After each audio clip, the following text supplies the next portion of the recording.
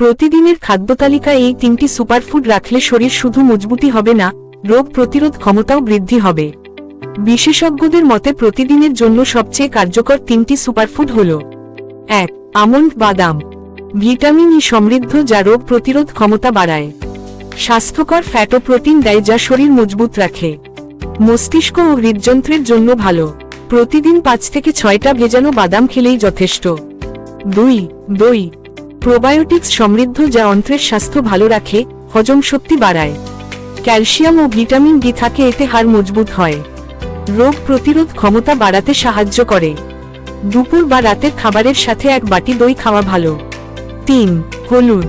কুরকুমিন নামক উপাদান আছে, যা প্রাকৃতিক অ্যান্টি ইনফ্লেমেটরি ও অ্যান্টিঅক্সিডেন্ট। ভাইরাস, ব্যাকটেরিয়া থেকে সুরক্ষা দেয়। নিয়মিত খেলেই সংক্রমণ ও প্রদাহ কমায়। 1 গ্লাস গরম দুধে 1 চিমটি হলুদ মিশিয়ে খাওয়া যেতে পারে।